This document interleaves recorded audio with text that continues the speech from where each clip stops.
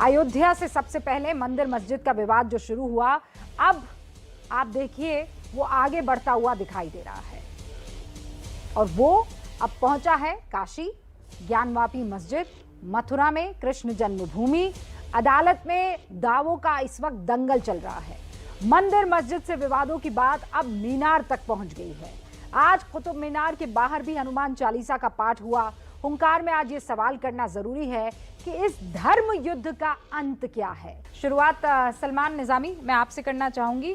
देखिए, सबसे पहले बहुत शुक्रिया आपका रूबिका। और दूसरी बात यह है कि कई सालों में हमने देखा कि जिस तरीके से राम मंदिर, बाबरी मस्जिद की लड़ाई, नफरत फैलाई गई, कई जानें चली गई, लेकिन उसमें भी यही जो है इल्जाम लगाया गया, यही क्लेम किया गया कि उसके नीचे, बाबरी मस्जिद के नीचे मंदिर हैं, ढांचे हैं। लेकिन सुप्रीम कोर्ट का वर्डिक्ट सामने आया और सुप्रीम कोर्ट ने साफ अपने वर्डिक्ट में कर दिया कि यहां कोई भी एविडेंस, कोई सबूत नहीं था। और फिर पूरे देश के मुसलमानों ने उस वर्डिक्ट को एक्सेप्ट भी किया, हमने भी एक्सेप्ट किया।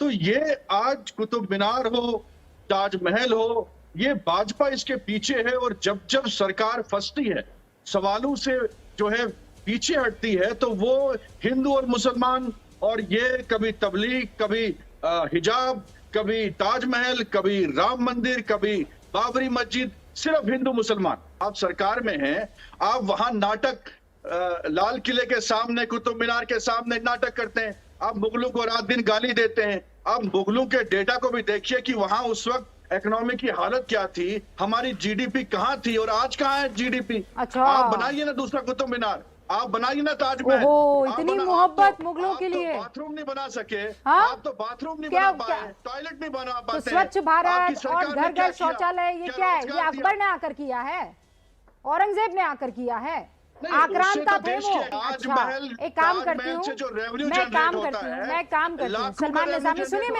मेरी बात सुनिए, एक काम सुनिए। हाँ, वो तो होता है, नो डाउट अबाउट इट, पर वो किसी की बपौती नहीं है, वो हिंदुस्तान का है।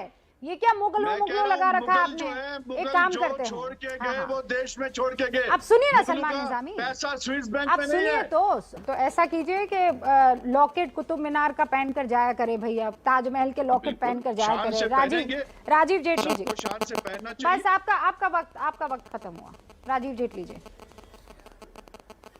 मुझे समझ नहीं आ रहा ये किसकी प्रवक्तागिरी कर रहे हैं। झुग्गियों में रहने वाले डकैत, जिनके अपने घर नहीं हुआ करते थे, खाना बदोश लोग, वो भारत में आकर के मॉन्यूमेंट बनाएंगे, इतनी बड़ी बड़ी बिल्डिंगे बनाएंगे। जहां से आए वहां एक भी ऐसा मीनार मुझे दिखा दीजिए जो इस लेवल पे मीनार बनाया गया।